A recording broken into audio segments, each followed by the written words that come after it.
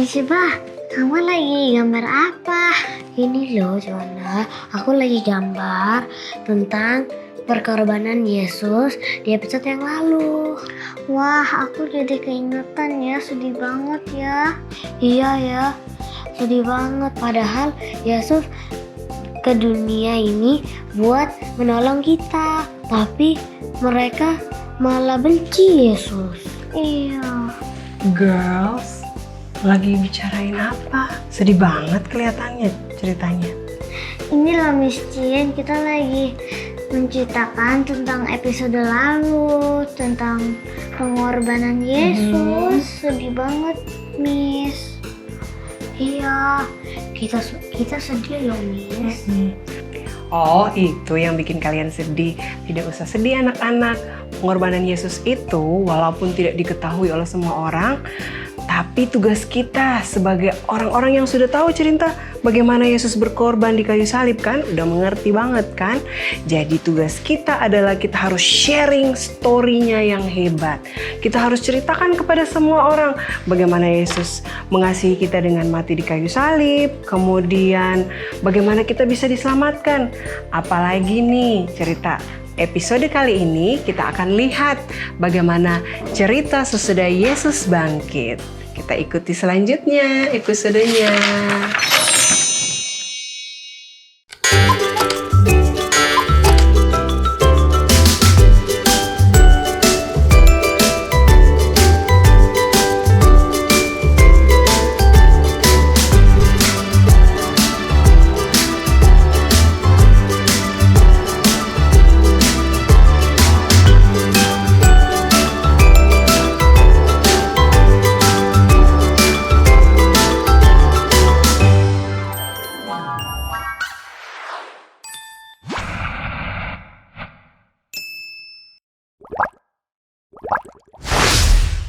Apakah Anda sangat mengasihi seseorang sehingga akan melakukan apapun untuk mereka?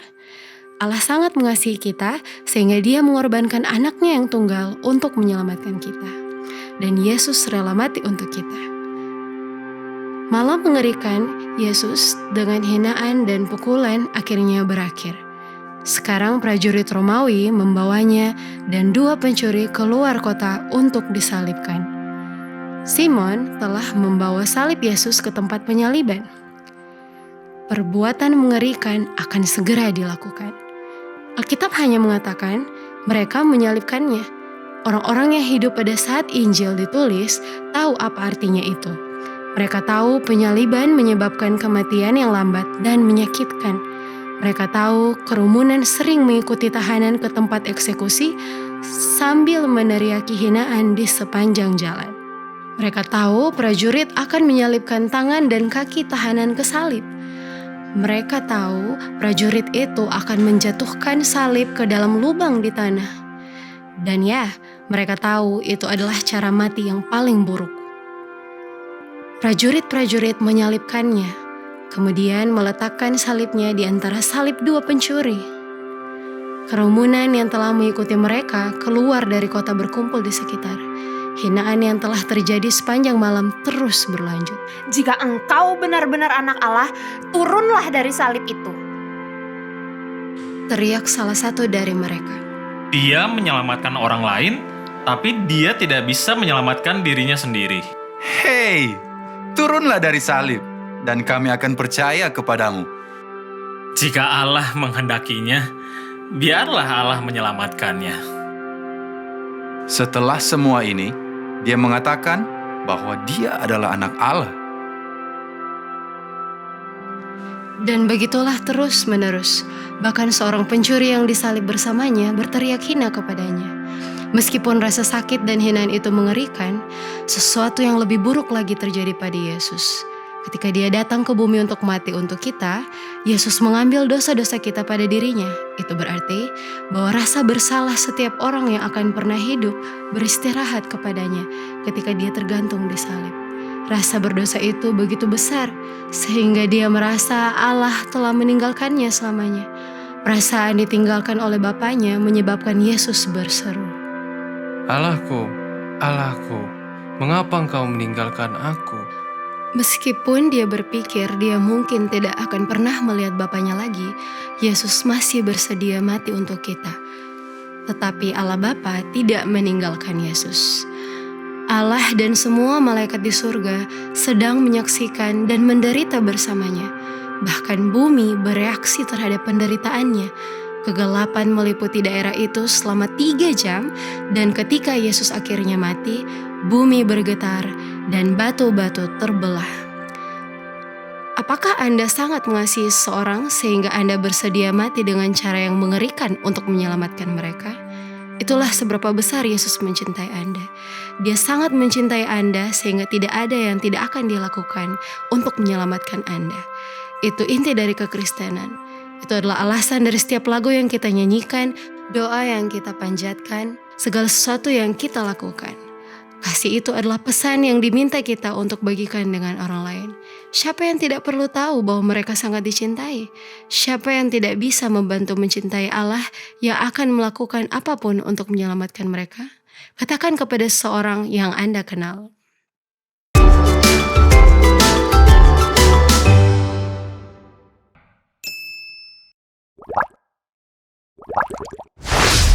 Halo Sobat Cilik Hope Channel, saat ini saya Miss Dea ditemani oleh Gwyneth. Nah, kami berdua akan melakukan aktivitas untuk hari ini. Nah, sebelumnya Miss Dea ingin tanya nih ke Gwyneth. Gwyneth suka ngobrol nggak sama teman-teman Gwyneth di sekolah? Suka? Oh, kalau gitu kalian ngobrolnya biasanya tentang apa Gwyneth? Pelajaran dan PR. Pelajaran dan PR, ya juga ya.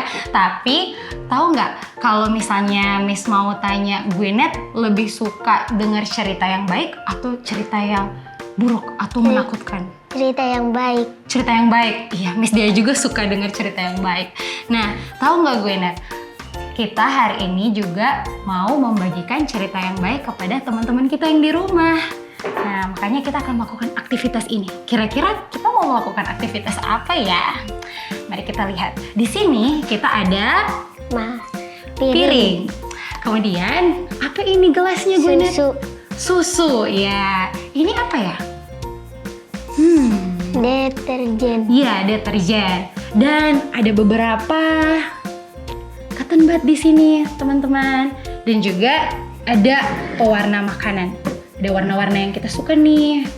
Nah, hal yang akan kita lakukan pertama adalah this one, dari susu. Kita mau menuangkan susu ini ke piring ini. Gwyneth mau bantu atau Miss D aja? Gwyneth, oke. Hati ya, jangan tumpah. Utut. Oke. Semuanya oke. Nah, dari susu ini kira-kira kita mau ngapain ya? Ayo kita pilih warna yang Gwyneth suka. Gwyneth suka warna apa? Kuning, oke. Nah, Sobat Cilik di rumah, kita mau menuangkan beberapa pewarna di atas piring yang isinya susu. Coba Gwyneth tuangin. Miss juga mau tuangin deh. Oke, cukup. Sekarang juga Miss mau tuangin juga di sebelah sini. Berikut Gwyneth pilih warna apa? Jadi kita itu tuanginnya warnanya di beberapa spot ya teman-teman. Warna merah mau ditaruh di mana Gwyneth? Jadi Miss dia warna hijau di situ. Jadi hijau di ujung sini aja kali ya. Nah, kita sudah taruh pewarnanya di susu ini. Sekarang yang akan kita lakukan adalah kita akan aduk Gwyneth. Coba kita aduk bareng di sini. Nah, kalau misalnya sobat-sobat cilik lihat, kalau sobat-sobat cilik perhatikan di rumah, warnanya itu kayak lama dia menyebarnya, tapi ada caranya biar warnanya cepat menyebar. Gwyneth tahu nggak apa yang belum kita pakai? Deterjen. Deterjen. Coba kita balik deh ya. Nah, kemudian kita taruh deterjennya di ujung, kemudian kita langsung tekan kuat-kuat di tengah. Coba Gwyneth. Wih, Miss dia juga deh. Coba. Bisa juga. Coba lagi Gwyneth. Nah, warnanya kayaknya lebih cepat menyebar ya. Iya. Jadi, nah, kita kan udah selesai nih. Sudah selesai. Kira-kira pelajaran apa yang Gwyneth boleh ambil dari kegiatan yang kita lakukan ini? Deterjen Deterjennya Deterjennya buat warnanya lebih cepat menyebar. iya, bener. Nah, kalau misalnya kita mau aplikasikan sama kehidupan kerohanian kita, tadi topik kita tentang menceritakan kabar baik kan? Nah, anggaplah susu yang tadi itu adalah dunia ini, kehidupan kita. Dan pewarna-pewarna ini adalah kabar baik yang menceritakan tentang Yesus, benar kan? Ketika kita mau menaruh pewarna ini di atas susu yang tadi warnanya putih aja, warna ini akan membuat susu yang putih tadi boleh menjadi sangat berwarna. Benar nggak gue, Nat? Ya. Iya. Nah, tapi kalau misalnya ini, cotton bud ini anggaplah kita ya. Kalau misalnya cuman kita doang yang mengabarkan Injil ini, maka akan lama menyebar warnanya. Tapi dengan bantuan deterjen, yaitu kita boleh sebut sebagai Holy Spirit, ini boleh membantu kita untuk menyebarkan kabar Injilnya lebih cepat. Nah, sekarang pertanyaannya, Gwenet mau tidak menyebarkan kabar baik tentang Yesus juga? Mau. Iya, Miss juga mau. Teman-teman sobat cilik di rumah bagaimana? Pertanyaan ini juga menjadi pertanyaan untuk teman-teman di rumah. Nah, oleh karena itu, mari kita dengan bantuan Roh Kudus, kita boleh menyebarkan kabar Injil, berita tentang Yesus ke seluruh dunia dengan lebih cepat. Sampai disinilah kegiatan kita. Sampai bertemu di episode selanjutnya.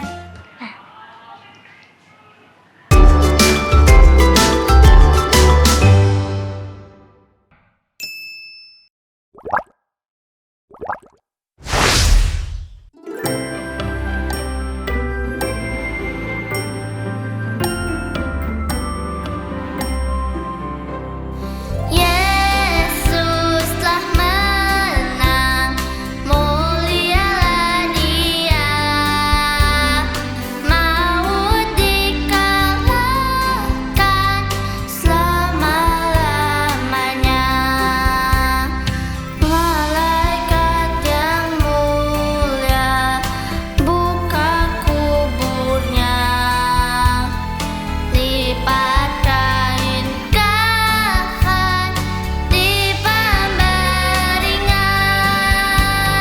Yesus telah menang, mulialah Dia, maut dikalahkan, Kristus telah menang.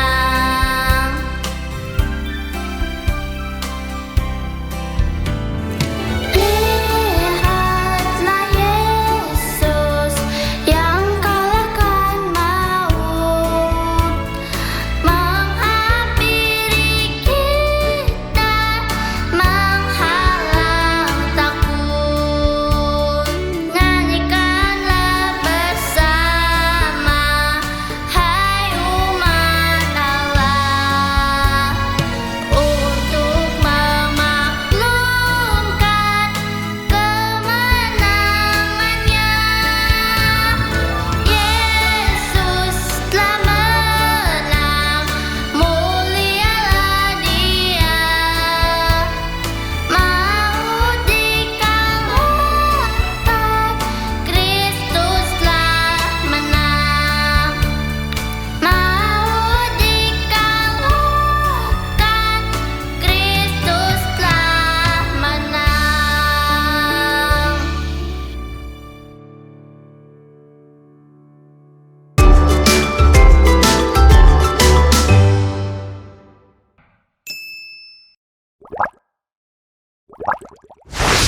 Time management penting sekali. Membagi waktu antara melakukan kegiatan dan beristirahat kadang suka bikin pusing. Mau main game, tapi udah jam bobo, disuruh bobo lah. Mau ngerjain PR, tapi udah jam les piano. Kapan dong mainnya? Tapi aku butuh istirahat yang cukup juga. Kenapa ada begitu banyak yang harus dilakukan? Aku butuh istirahat. Aku tidak bisa melakukan semuanya sekaligus. Aku perlu membuat waktu untuk istirahat. Mungkin aku harus menetapkan batasan untuk diriku sendiri. Memberi waktu untuk istirahat dan kayaknya itu bukan pemborosan waktu deh. Itu namanya sharing. Sharing time? Nggak tahu deh. Pokoknya semacam itulah, investasi untuk kesehatan kan bagus juga. Mulai sekarang, aku akan memberikan waktu istirahat yang cukup untuk diriku sendiri, minimal. Mulai dari diri sendiri. Penting, pasti penting, karena kesehatan itu nomor 1. Belajar dari Maria, saudara perempuan Lazarus, dan beberapa wanita dalam cerita tadi, kita bisa pelajari bahwa melayani Tuhan itu bila kita menceritakan tentang Yesus kepada orang lain. Salah satu caranya seperti itu. Apakah kita sudah menyisihkan waktu kita untuk melakukan hal yang serupa? Ada banyak cara yang kita bisa lakukan untuk melayani Tuhan. Sekedar bercerita tentang kebaikannya dalam kehidupan kita, menceritakan kasih Yesus, bernyanyi, dan apapun itu. Kita sudah melayani Tuhan. Ayo, tunggu apa lagi? Begitu banyak hal yang harus kita lakukan, bukan? Mulai dari mana coba? Mulailah dari hari ini.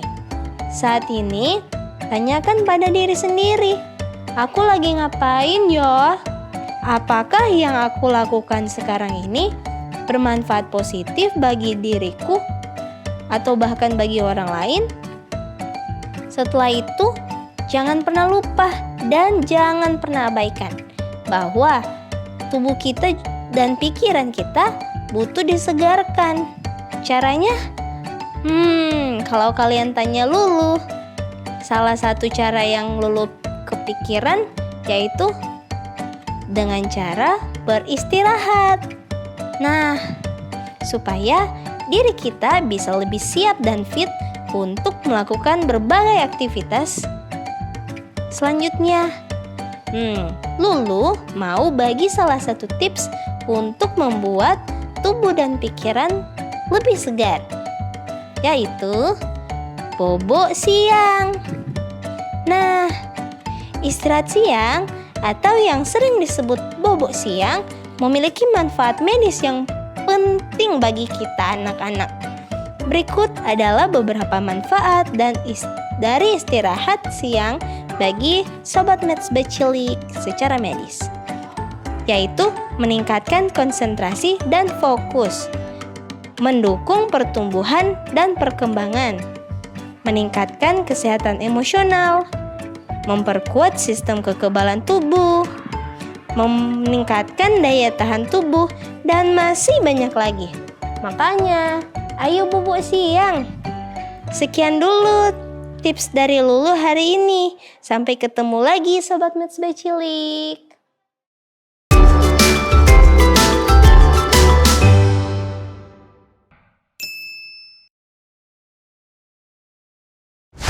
Hi kids, and welcome to Wise Words. My name is Ben, and today we're going to be talking about sharing, atau membagikan.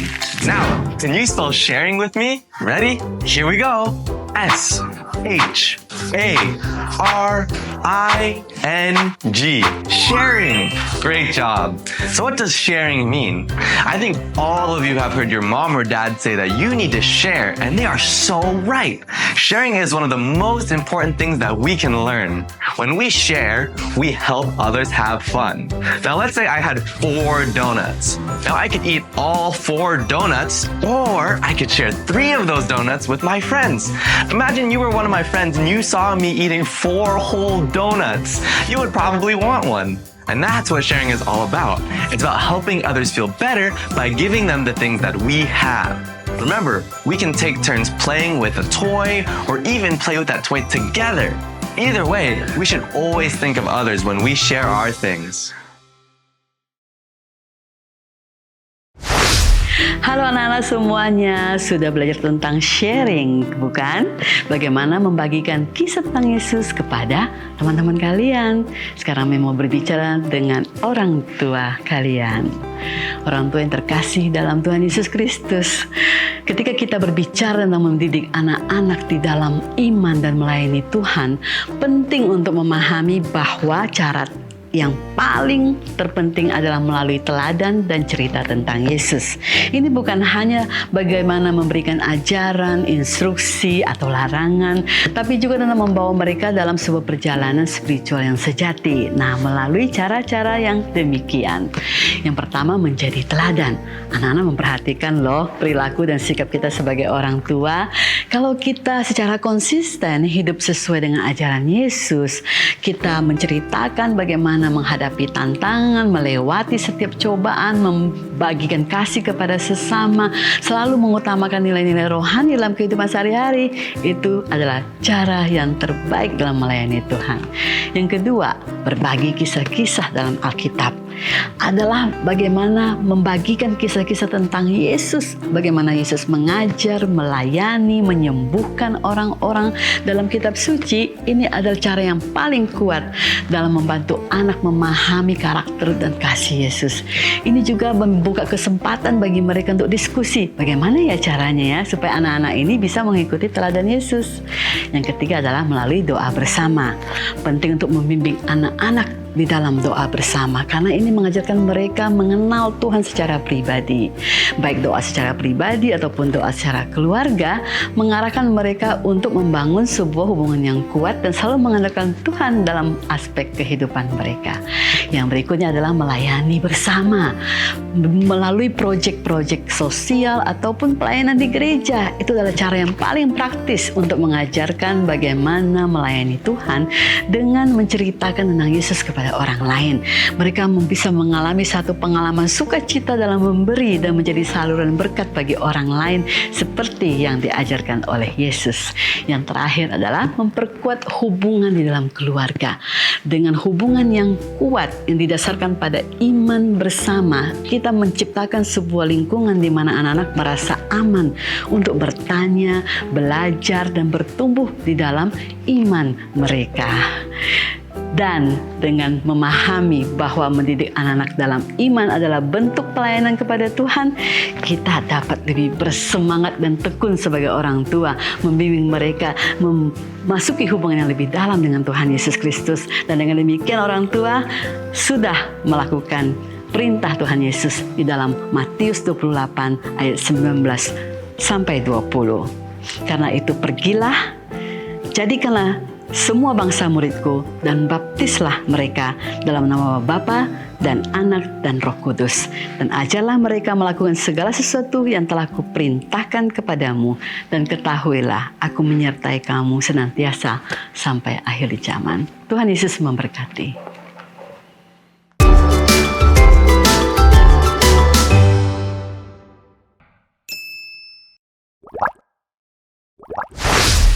Menurut kamu berbagi itu mudah atau tidak untuk dilakukan?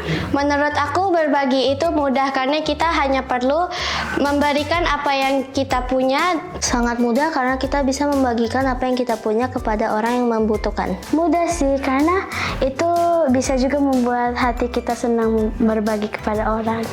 Berbagi itu mudah karena kita tidak membutuhkan terlalu banyak effort dan hanya membutuhkan untuk mengasih barang atau hal yang kita punya dengan sesungguh hatinya. Oke. Apa yang pernah kamu bagi dengan temanmu di kelas? Aku pernah berbagi makanan sama salah satu teman di kelas pas dia kan gak ada makanan, jadi aku bagi dia makanan. Aku pernah, jadi waktu itu Auran gak bawa makanan dan aku punya uang yang lebih, jadi aku memberikannya 5.000 dan dia jajan di kantin. Pernah, jadi waktu itu teman aku dia tidak membawa uang atau bekal, jadi aku membagikan makananku kepada dia. Aku pernah bagi makanan sih. Waktu itu ada satu teman aku yang gak bawa makanan, jadi aku kasih dia makanan aku. Oke. Hal apa yang paling sulit untuk kamu bagikan dengan temanmu? Gak ada sih, soalnya biasanya aku berbagi kepada mereka karena aku ada gitu. Nggak ada sih, soalnya aku kalau bagi itu kalau kayak mereka butuhin aja. Menurut aku gak ada, karena sejauh ini semua yang minta bantuan aku selalu tolong karena itu mudah. Tidak. Apa ada orang yang kamu lihat suka berbagi di kelas atau di rumah? Kalau di rumah abangku, karena dia sering membagikan makanannya kepadaku. Kalau di rumah aku sih kakak aku, dia sering kasih aku duit. Di rumah ada adik, dia suka bagi kayak makanan atau jajanan gitu. Aku melihat, karena kalau di rumah adik aku sering bagi makanannya kalau aku lagi nggak ada snack. Menurut kamu lebih suka berbagi atau meminta?